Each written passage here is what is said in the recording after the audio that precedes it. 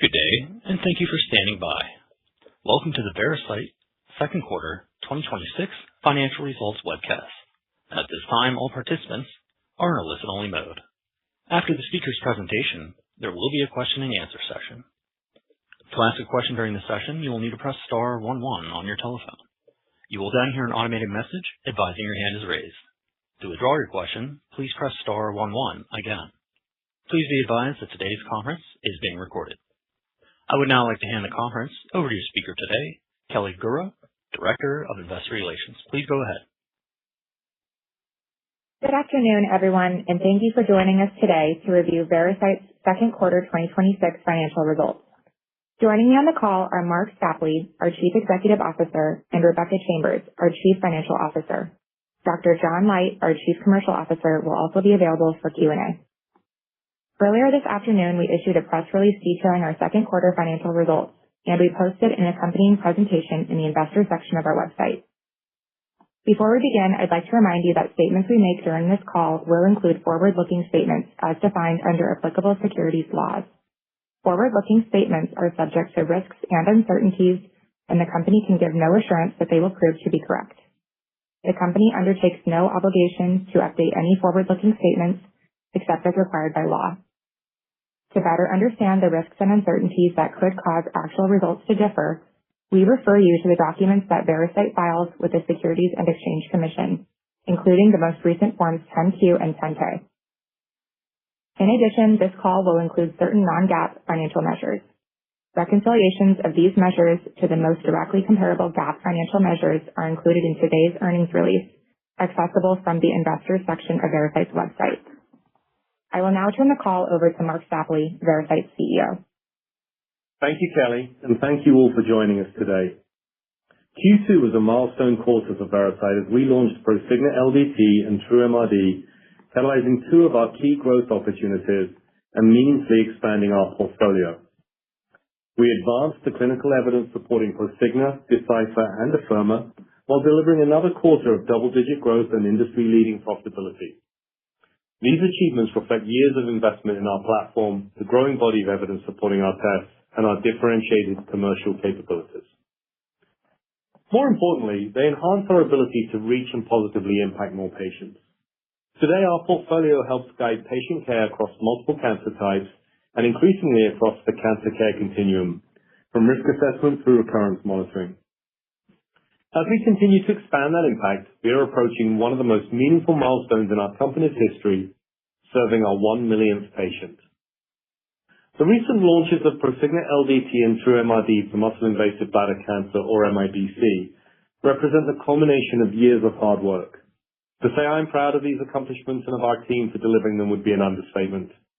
I want to thank our employees and external collaborators whose expertise and partnership made these outcomes possible. I'm also grateful to the physicians who have worked with us to advance cancer care and to the many thousands of patients whose participation in research helped make these innovations possible. Since launching the Prosigna test in the U.S. following the presentation of the practice-changing Optima trial results at ASCO, we've seen tremendous enthusiasm from both physicians and patients.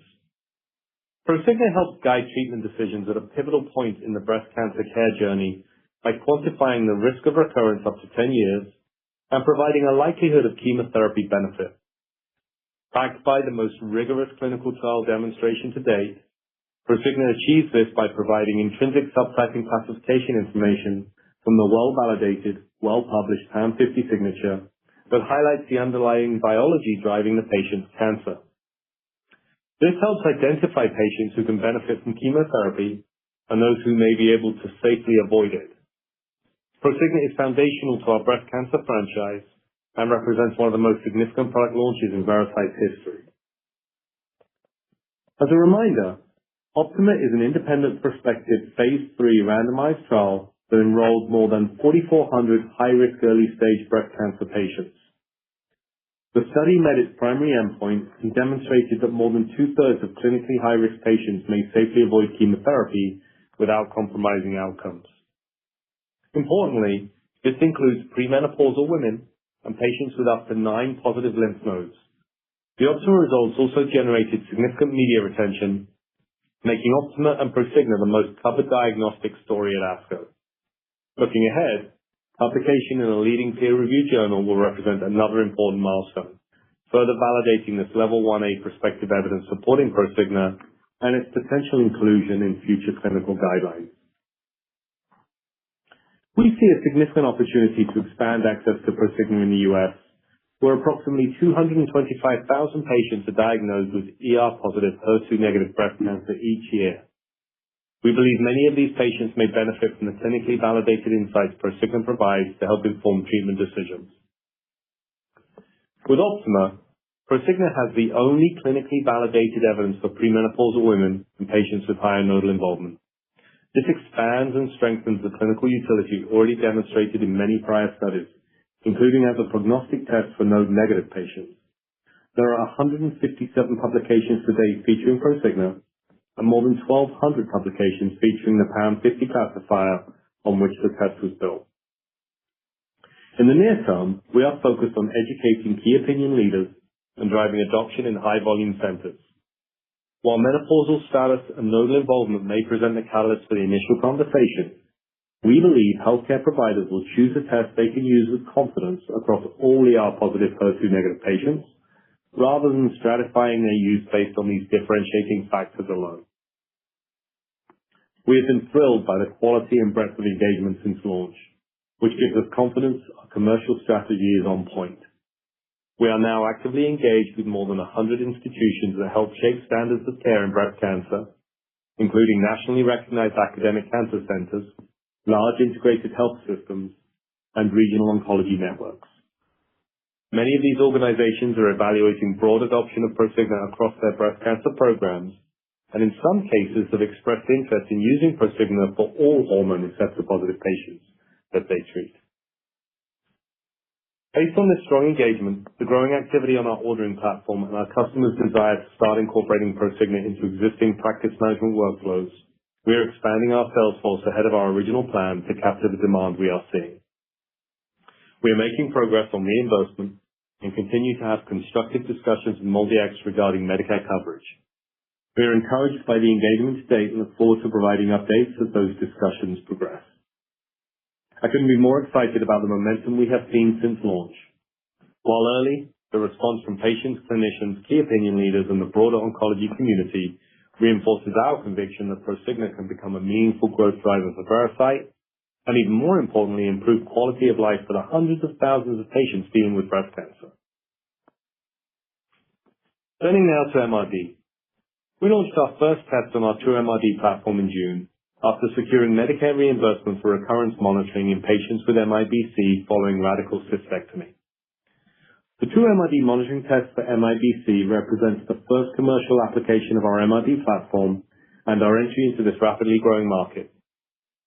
Importantly, our whole genome approach to MRD is extensible, well beyond bladder cancer, with the potential to support multiple tumor types and clinical applications over time. TrueMRD for MIBC is the first and only commercially available MRD test to utilize whole genome sequencing for not just the landmark test, but also through longitudinal monitoring with all subsequent liquid biopsy surveillance tests.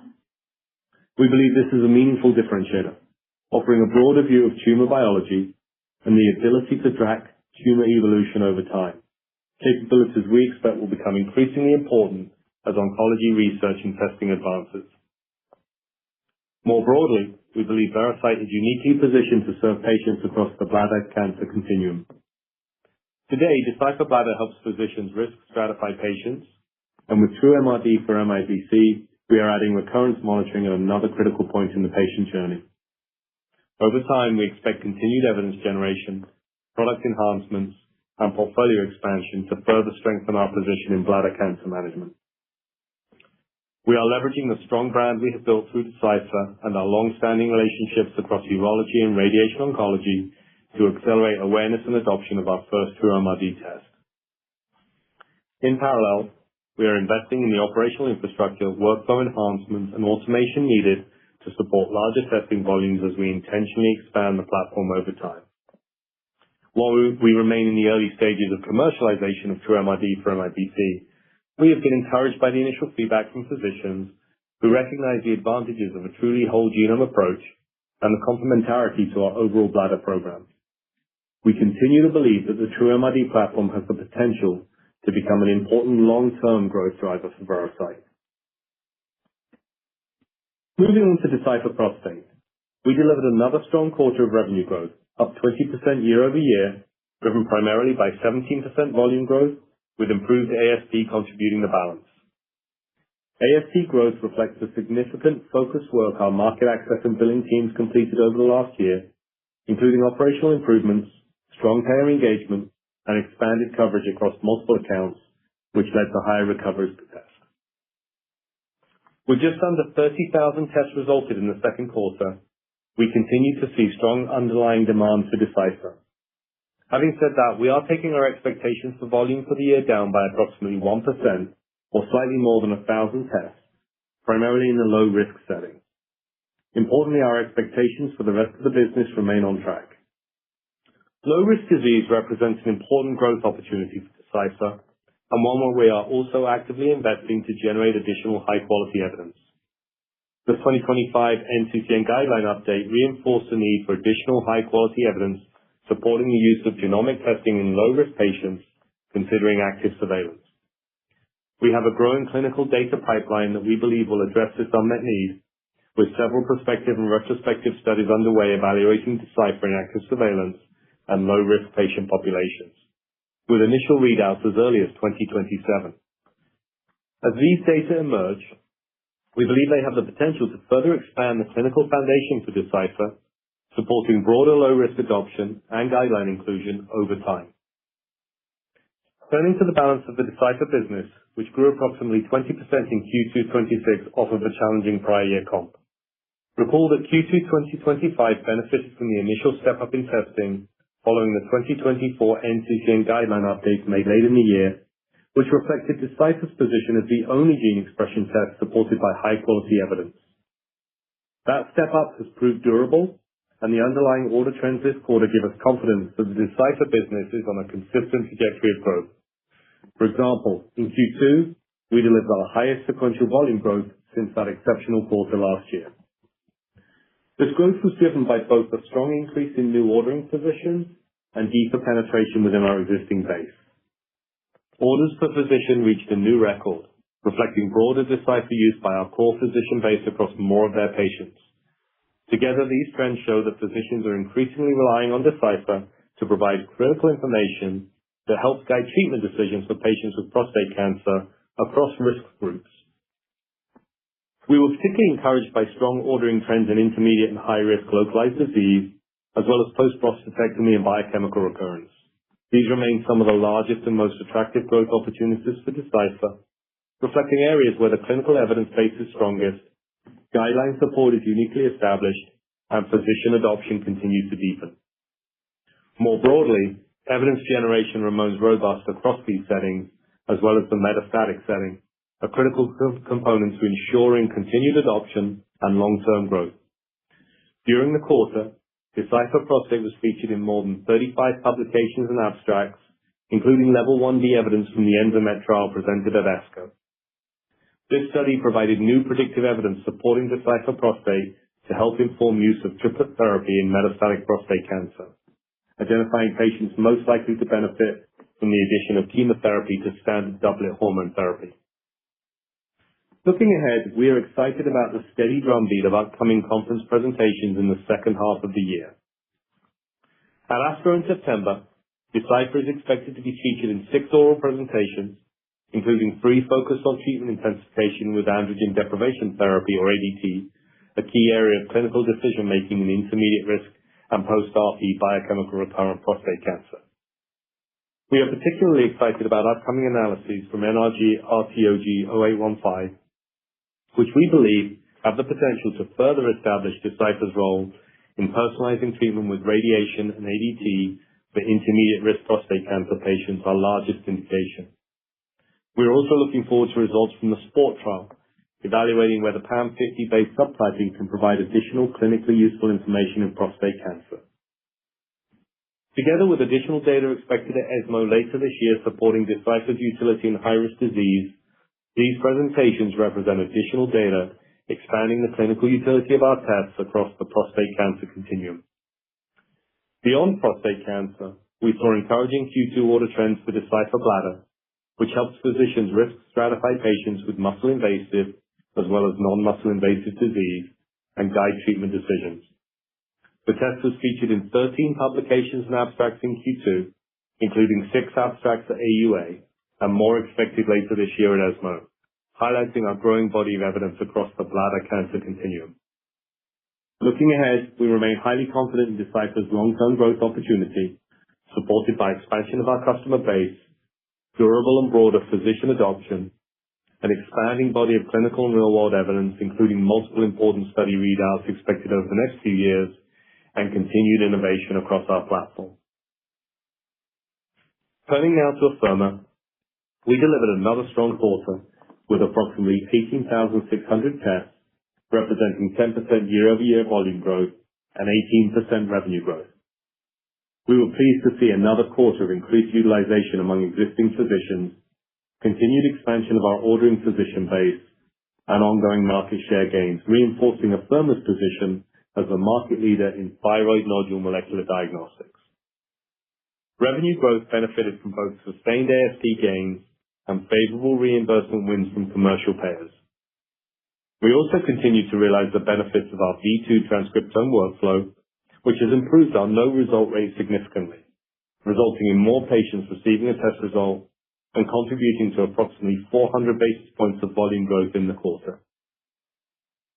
Evidence generation remains a key component of the Afirma growth strategy, as it does for all of our tests. Afirma was featured in 10 conference abstracts during the quarter across leading medical meetings, including American Association of Endocrine Surgeons, American Association of Clinical Endocrinology, and the Endocrine Society. Multiple peer-reviewed manuscripts were published during the quarter, and growing interest from independent investigators evaluating Afirma's clinical utility in real-world practice continues to be a competitive differentiation. We are encouraged by the growing momentum behind Afirma Grid, which is supporting an expanding pipeline of academic and industry collaborations. These grid collaborations fuel a virtuous cycle of expanding evidence, leading to new publications, scientific presentations, and molecular insights that will continue to strengthen the evidence base around Afirma. We expect to see more Afirma publications and scientific abstracts this year than in 2025, further accelerating that momentum. Overall, we remain very pleased with Afirma's performance and believe the combination of continued adoption, share gains, operational improvements, and expanding clinical evidence positions the franchise for continued growth. In closing, seeing years of investment and innovation translate into meaningful new opportunities for growth is incredibly rewarding and a testament to the strength of our strategy, our execution, and most importantly, our people. Our mission remains centered on improving patient outcomes, and today our portfolio is helping clinicians and patients make more informed treatment decisions across multiple cancer types and increasingly across the cancer care continuum. Supported by the continued strength of our core franchises, a robust pipeline of clinical evidence, and multiple opportunities for future innovation, we remain confident in our ability to continue to deliver durable double-digit growth for the foreseeable future. With that, I'll turn the call over to Rebecca. Thanks, Mark. We delivered total revenue of $150.3 million in the second quarter, representing 15% year-over-year growth. Total volume increased to approximately 51,000 tests, up 13% compared to the same period in 2025. And we generated $45.8 million of cash from operations, ending the quarter with $485.2 million in cash equivalents, and short-term investments. Testing revenue for the quarter was $145.7 million, an increase of 19% year-over-year, driven by Decipher and Afirma growth of 20% and 18% respectively. Total testing volume was 48,389 tests, representing 14% year-over-year growth. Testing ASP was $3,010, up 4% to the prior year and inclusive of approximately $4.5 million of prior period collections, or PPCs. Excluding PPCs, normalized ASP increased 3% to approximately $2,900, driven by the benefits of operational efforts put into place over the course of 2025, which have led to sustained pricing gains in the first half of this year. Turning to gross margin and operating expenses, I'll focus on our non-GAAP results. Non-GAAP gross margin was 74.9%, up 340 basis points year-over-year, driven by strength in our testing business. Testing gross margin increased 200 basis points to 76%, reflecting operational efficiencies from our V2 transcriptome workflow, higher ASP, and PPCs. Non-GAAP operating expenses increased 16% year-over-year to $70 million. As we shared last quarter, certain IT expenses associated with software development and project management resources previously reported in G&A have been moved directly into R&D as they are fully dedicated to our product development objectives. As a result, R&D expense increased $12.1 million year-over-year to $26.3 million, approximately half of which were driven by our organizational changes and the other half driven by increased clinical and product investment. Sales and marketing expense increased $2.4 million to $25.5 million, reflecting hiring to support our existing portfolio, as well as the recent launches of Prosigna LDT and TrueMRD. G&A expense decreased $4.8 million to $18.1 million, primarily due to the organizational changes previously mentioned. From a profitability standpoint, we delivered GAAP net income of $25.5 million in the quarter. Adjusted EBITDA was $44 million, or 29.2% of revenue, up 23% year-over-year and above our long-term target of 25%. This level of profitability continues to demonstrate our operating leverage as we both invest in our growth drivers and generate meaningful cash. Turning to our 2026 outlook, we are raising full-year total revenue guidance to $590 million to $596 million, representing 14% to 15% year-over-year growth compared to our prior range of $582 million to $592 million. This reflects expected testing revenue of $576 million to $582 million, representing 17% to 18% year-over-year growth, compared to our prior range of $570 million to $580 million, with testing volume growth modestly below revenue. Included in our guidance is approximately $10 million of other testing revenue from cytology services and Decipher Bladder. Further, our guidance assumes approximately 20% Decipher revenue growth. Based on current ordering trends and normal seasonality, we expect approximately 31,000 tests in Q3 and 33,000 in Q4. And given PPCs collected year-to-date and stronger than expected ASP performance this year, we now expect ASP to be slightly higher this year compared to 2025. For Afirma, we have increased our revenue guidance to approximately 12% to 14% year-over-year growth, driven by favorable year-to-date PPCs, ongoing ASP improvement, and an anticipated no-result rate of benefit of approximately 3% for the year. Due to typical seasonality and in line with prior years, we expect Q3 volume to be slightly down sequentially with a larger step-up in Q4. On revenue, Afirma is expected to step down sequentially given close to $3 million of PPCs in the second quarter. As Mark shared, we are pleased with the early feedback on our recently launched test. Given we do not yet have Medicare reimbursement for Prosigna and are still early in the launch process, our revenue guidance excludes contribution from these tests. Moving to profitability, we are maintaining our full-year adjusted EBITDA guidance of greater than 26%, reflecting our expected investment to support our growth initiatives throughout the year. As always, while we plan expenses on an annual basis, adjusted EBITDA may fluctuate quarter to quarter. In closing, Q2 was a milestone quarter for Veracyte. We successfully launched 2 important new products that expand our ability to serve patients across the cancer care continuum, while also delivering strong double-digit revenue growth, profitability, and cash generation. Combined with the strength of our core business, these achievements reinforce our confidence in our long-term growth opportunity and position us well to continue to deliver durable double-digit growth. We will now move into the Q&A portion of the call. Operator, please open the lines. As a reminder, to ask a question, please press *11 on your telephone and wait for your name to be announced. To withdraw your question, please press star 11 again. In the interest of time, we ask that you please limit yourself to one question and one follow-up. Please stand by while we compile the Q&A roster. Our first question comes from Tycho Peterson with Jefferies. Your line is open.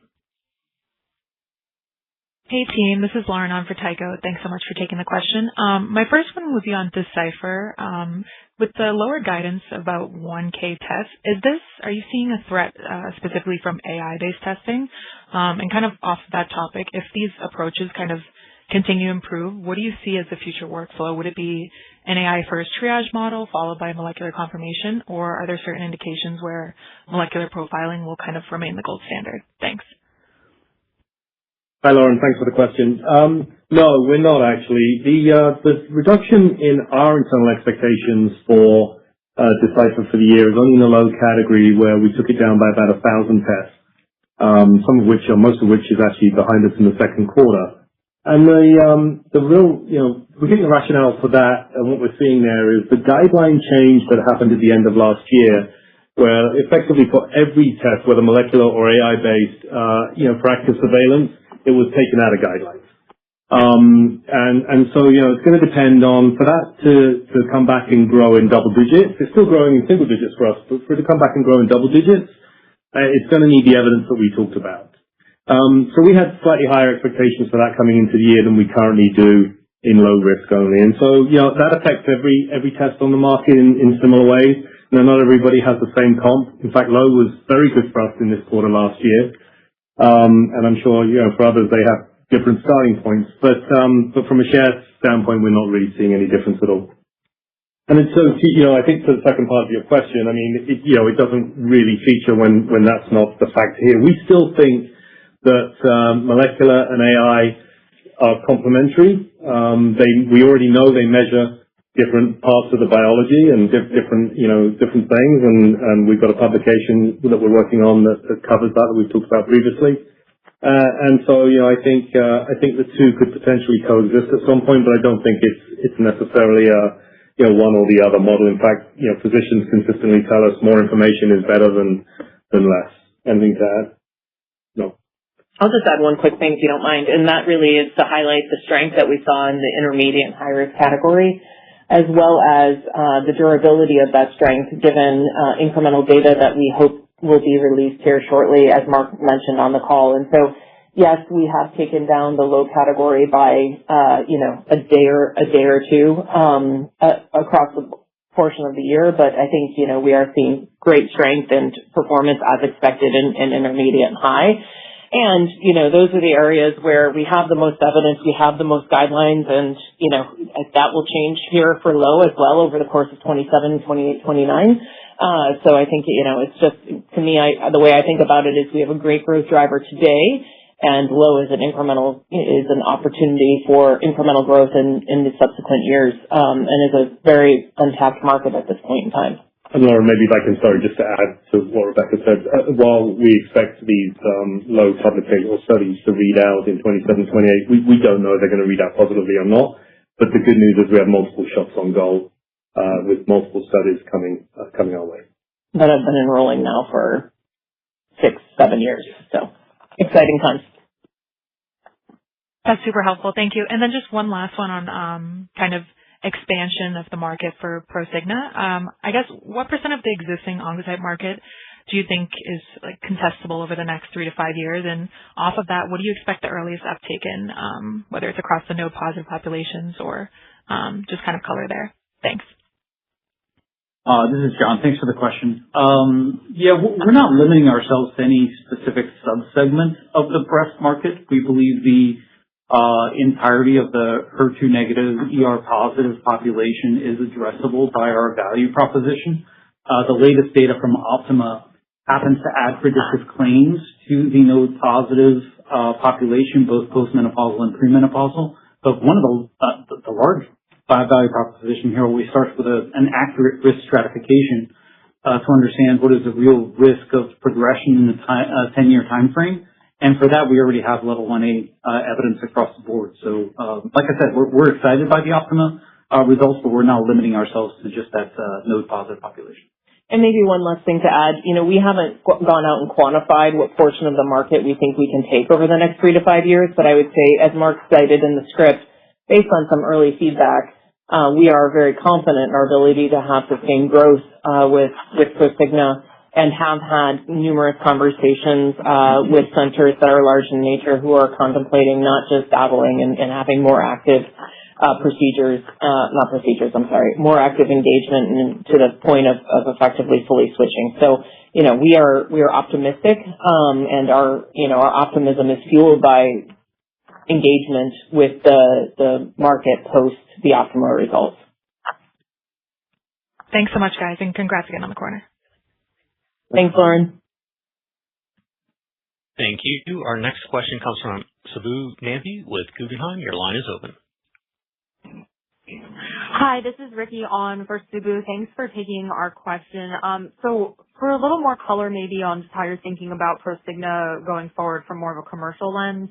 In our early KOL checks, oncologists have been really optimistic about adopting Prosigna and really excited about it, but EMR integration and ordering and results through the EMR were really the one headwind that's been mentioned in terms of increasing adoption. Could you speak to your plans for that type of integration or any other commercial or logistic initiatives you're focused on to support more Prosigna adoption? Thank you. Yeah, thanks for the question. We can't disagree. We believe that at volume, EHR integration goes a long way, not just to simplify the logistical burden on the practice administrators and the physicians, but also in just streamlining and even potentially automating some of the test ordering and automation into the overall workflow. Having said all that, we are heavily investing in our team here that's able to leverage both internal resources and external partners and external service providers to get us integrated with as many practices as possible. The good news here is that was already an activity that was on its way to support our Decipher and our Afirma business, and we can tag team on those efforts. But yeah, absolutely can't agree anymore.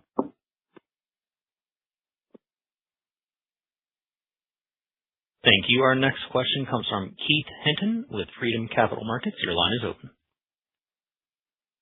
Great, thanks. Just one quick one on Decipher and then a question on guidance.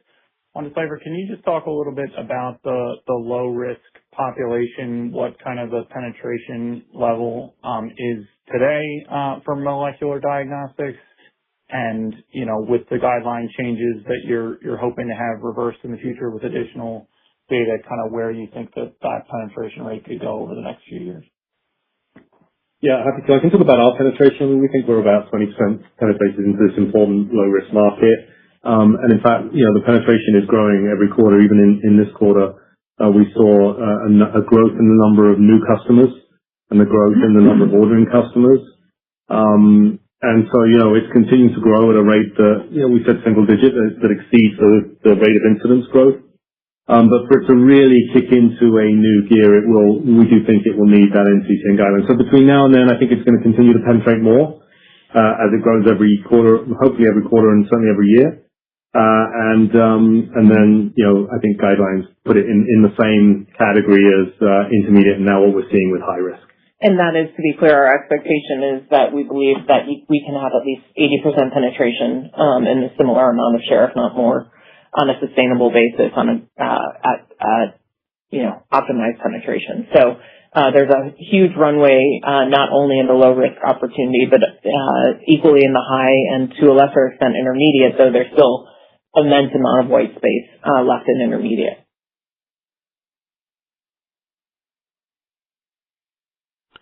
You want to move on to the Decipher question, Keith? I'm sorry, the guidance question? Thank you. Our next question comes from Jacob Dodd with Morgan Stanley. Your line is now open. Hi, good evening. Thanks. I'm on for Callum tonight. Correct me if I'm wrong, but I believe Prosigna launched with commercial coverage, but not with MolDX. Could you help us understand how you're managing patient access for Medicare beneficiaries right now? Are you performing those tests at risk? And then what is your current expectation for the MolDX timeline and confidence level based on Optima data? Thank you. Yeah. So Prosigna has already enjoyed coverage from Medicare via our on-market FDA-approved product. Our plan had been to transition away from the FDA-distributed product towards a centralized LDT. So from a coverage perspective, we're covered. The process moving forward is to submit a tech assessment that outlines our lab validation, the analytical validation, our bridging study to the FDA-approved product and platform, and to have that reviewed and subsequently approved by Medicare. We've already been enjoying a few exchanges with MolDX. We see the path forward as fairly straightforward and kind of see the approval of that tech assessment eminently.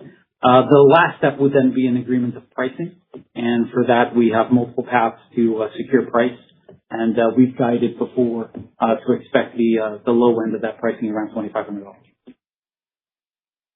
Great, thanks. Thank you. Our next question comes from Keith Hinton with Freedom Capital Markets. Your line is open. Great. Thanks for taking the follow-up. Just quickly on guidance. Obviously, the results in the first 2 quarters of the year have been, meaningfully above that 26% floor that you guys have given, which you maintained. So I just want to ask sort of how much of that is the incremental investment you talked about, kind of pulling forward some of the sales force build for Prosigna, and how much of it is, just conservatism or however you, kind of want to think about it. And if you want to if you can give any color to, the level of investment that you're pulling forward for Prosigna as well. Yeah, so I'll handle that last part first. So we are going from, a roughly 10-person sales force exiting this year to a 15-person sales force exiting this year. So that's not going to be a material, that meaningful of a contribution. As John spoke about, obviously EMRs are part of our activity plan here, and that is something that we are investing in and will invest as much as we can, because that is such a high ROI endeavor. All that being said, I wouldn't call this conservatism, Keith. I would call it 2 things. One, we have a huge opportunity in front of us with a deep pipeline across multiple indications, across multiple portions of the care continuum that we want to invest in to drive higher revenue growth in the future, even above and beyond the relatively attractive levels we are today. So, I think we have great opportunity in front of us across, MRD, Decipher, Afirma, the rest of the urology space, and obviously Prosigna, and so we're investing heavily in there. I would say the other thing on our guide is we don't necessarily guide on a go-forward basis with PPCs, and PPCs, have been a significant contributor to the outperformance year to date. And so that is just something to take into account. We don't guide that in revenue, and we don't guide it in profitability. And then the last thing I would say on gross margin, we've had amazing gross margin performance. As we do see significant Prosigna volume in the back half of the year, given our revenue recognition policies, as well as just the lack of reimbursement from the get-go, that is going to be a slight headwind, and that would be something to take into account. If you want to call that Prosigna investment, feel free, but those are really the contributing factors. Great, thank you very much. Thank you. Our next question comes from Puneet Souda with Leerink Partners. Your line is open. Yeah, hi guys. Thanks for the questions here. So just on Decipher, just wondering, Decipher low risk, do you believe there was any impact from the ACA disenrollment on the volumes, or was this all largely comp issues that you saw in the quarter? And, how should we think about, overall growth for Decipher? You pointed out a number of drivers that helped in, 2024, NCCN, and it's been a very strong product, but how should we think about, sort of the stable growth trajectory? What is that number for Decipher? And I'm wondering if you can provide anything for, 2027 color if you would like to. Thank you. Yeah. Thanks, Puneet. It's a combination of, I think, the comp and what we're seeing in the low risk, which is, as I mentioned, is kind of more of a single-digit grower than not a double-digit grower right now based on what we're seeing. And so it's still growing, but not at the same level as the rest of the Decipher risk categories, obviously, given those guidelines for NCCN. And so, we expect that to continue, and that's why we adjusted our outlook by about 1,000 tests. We also have very strong performance on the revenue line for Decipher as well. And so we've maintained Decipher around 20% revenue growth for the year, which is very healthy. We are extremely excited about the high risk and intermediate that are both growing very, very nicely given our competitive advantages in NCCN guidelines there and the raft of evidence that we have supporting Decipher's use for clinical decisions in those two contexts. And when I say high risk, of course, that includes, PCR and metastatic, which is a relatively new area for us as well. So when you put it all together, those parts are growing nicely. Decipher, to your question on the kind of go forward trajectory, Decipher is on this very straight line. I think I've mentioned it before. When you look at it, it's got a very high R squared, and what's happening there is highly predictable in that regard. And I don't see any reason why that kind of trend line should change in the next couple of years. It seems to be around 20,000 tests a year, plus or minus 1,000 or so. And that's that's the variability that I would put on that. And like I said, I don't see much coming that would change that other than in that time frame we talked about. Hopefully, we get the evidence to get low risk to be in a very similar category. And maybe just one thing while I have the opportunity to add on the Afirma number for next year, I just would like everyone to remember that we have the benefit of the NRR in our 26 results and our 26 guide. That will create a harder comp next year on Afirma. And then also Afirma PPCs have been quite outstanding year to date. So just those two, please take those two things into account when you're looking at your 27 numbers for Afirma. Got it. That's helpful. And then, when we think about Prosigna, there's a premenopausal node positive position that could benefit, patients that could benefit. Could you elaborate sort of what's the discussions have been so far? How is the traction in the market just since the launch? How should we think about any volume numbers this year or next year for Prosigna? Well, from a market response, I'd say the market responded very, very favorably to the release of the Optima trial data. Obviously, premenopausal and high node burden in general is what caused probably the larger splash effect because it is so game-changing. Nevertheless, as I've been saying, we believe that our overall opportunity covers the gamut of the HER2-negative, ER-positive population.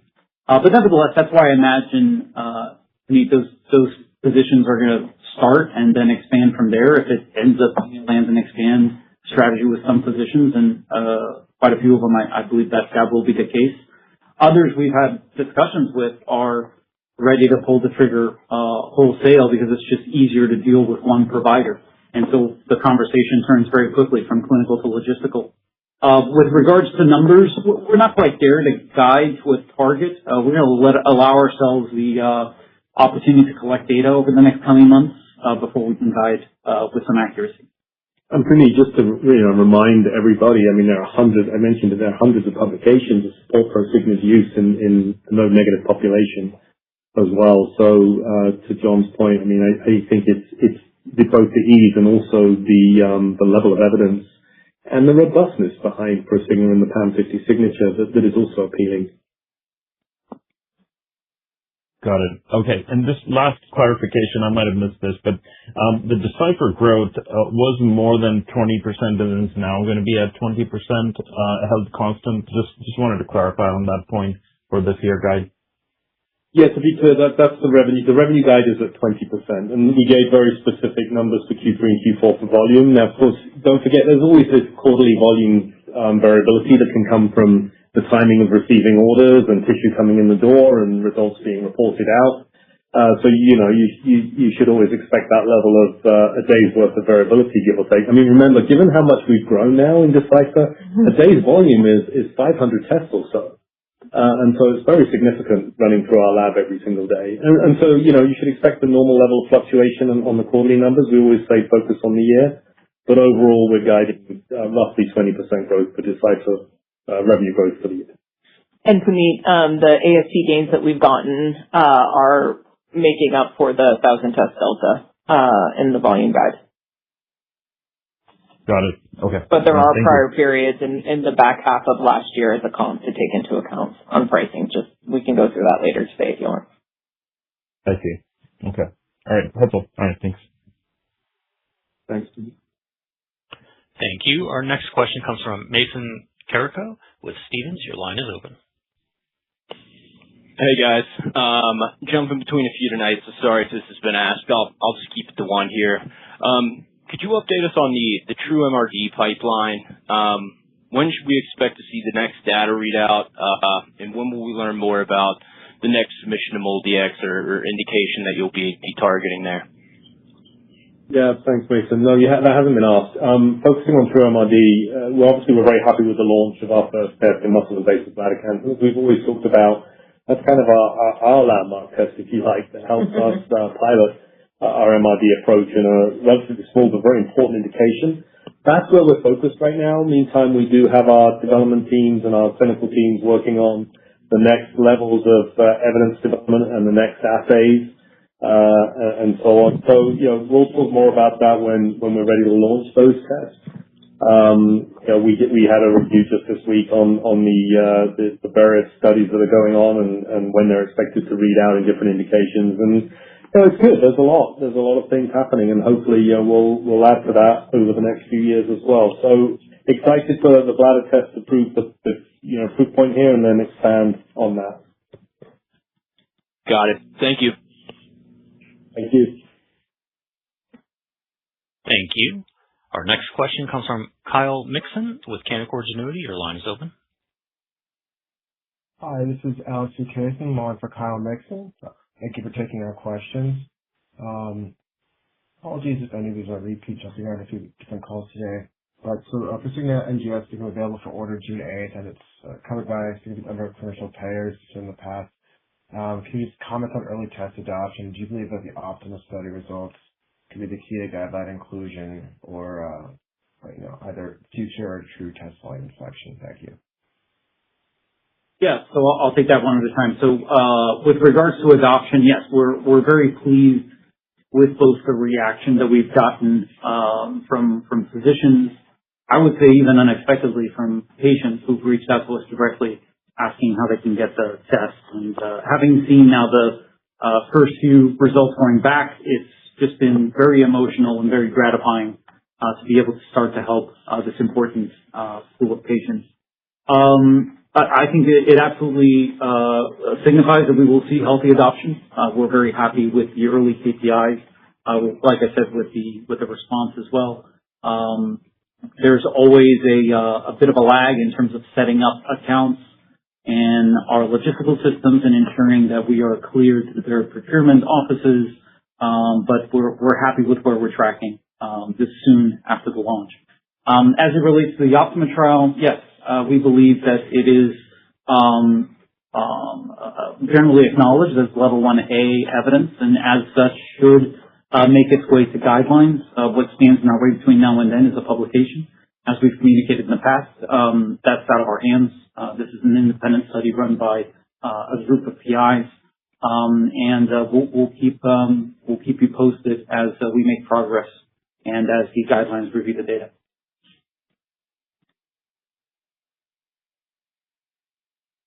Thank you. As a reminder, to ask a question, please press star 11 on your telephone. Again, that is star 11 to ask a question. Our next question comes from David Westenberg with Piper Sandler. Your line is open. Hey guys, this is Baran on for David Westenberg. I've been jumping around as well, so I'll keep it brief, and apologies if this has been asked. But maybe sticking with the pipeline, can you give us an update on the Nightingale study? I think previously you mentioned roughly 90% enrolled. When could we expect to hear maybe intermediate data? Yeah, that'd be appreciated. Thank you. Yeah, happy to. No, it hasn't been asked. The Nightingale study, just to remind everybody, is it's a very extensive study that we have done on Perception nasal swab test, and it was completed in enrollment last August, I believe it was. So we're about a year in now, almost a year into having those first patient follow-ups. And it's going to be a while before that fully reads out. So we're treating that as one of our longer-term growth drivers. And so that's where we are on Nightingale. Looking forward to seeing how that reads out once we've got all the patients followed for at least 1 year, if not potentially 2.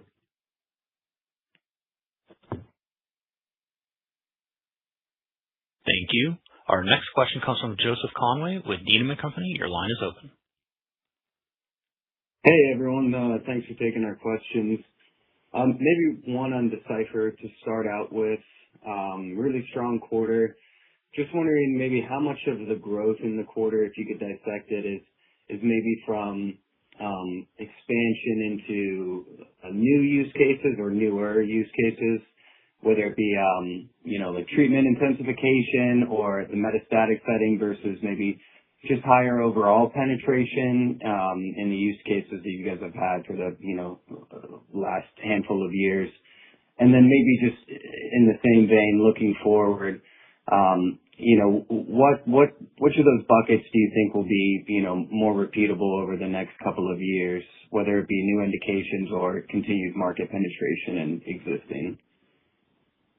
Yeah, I think the best way to actually think about it is the risk categories that we've been discussing Decipher in. And within each of those risk categories, more evidence comes out that adds either, more prognostic or predictive claims. And a good example of that is in high risk and metastatic, where you've seen evidence come out at ESMO for Stampede and then at ASCO for Enzamet, which keep adding these predictive claims and is one of the factors that is helping to grow the high risk and metastatic category, which is one of the higher growth driver categories within Decipher. And then intermediate continues to be an absolute stalwart of growth in terms of we're constantly adding new customers who have not ordered Decipher before. We're seeing a nice uptick in the ordering rate per customer, which means they're expanding it across their patient population, even within an intermediate risk category, for example. And so, other than low risk, which again, just to remind people, low risk is growing in terms of we're adding new customers for low risk, but it's not growing at the double-digit rate, it's more the single-digit rate now. So, I think if you think about it like that, it's the growth in the next couple of years is going to come from high risk and intermediate, and then the growth after that is going to come from low risk when we have the active surveillance evidence supporting that guidance. And the other thing outside of the prostate portion of the urology market for Decipher, obviously we're quite excited about the opportunity for bladder. It's just starting to get going, but the data evidence generation engine has been fully at work here now for a couple of years, and so we are incrementally excited about the bladder opportunity in the back half of the decade as well. Okay, great.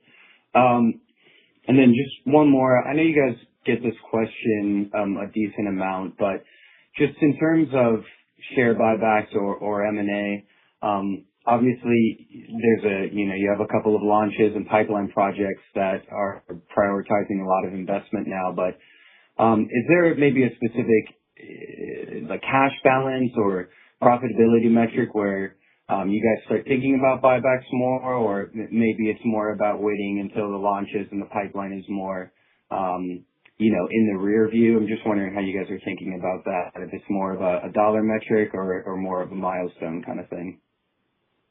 Yeah, no, not really. I wouldn't say it was that scientific. It's really, we look at the capital deployment in really 3 categories. One is continued investment in our business, and Rebecca ran through earlier some of the things that we're doing there to really help drive the launch of these 2 new products, our pipeline of additional new products and innovations, and also the core growth in Decipher and Afirma. So that's priority number 1 is invest in the business and continue to make it grow as we have done year after year after year. The second is, you've mentioned it, but M&A, we've done a few acquisitions as a company, and we do look at the market, and we look at a lot of different things, and we're very open to the right assets being a part of Veracyte at the right time. And then the third category would be returning to investors in the way that you've described. And that to me at this point, when you think of all these other two categories and the things we've got ahead of us and the opportunities for us to deploy capital, is not top of mind, but we regularly look at that and discuss it. So you can rest assured it's certainly on the docket. It's just we've got plenty of things going on right now. Okay. Thanks everyone for taking our questions, and congrats on a very strong quarter. Thank you. Thank you. Have a great afternoon. Thank you. This concludes the question and answer session and today's conference call. Thank you for participating. You may now disconnect.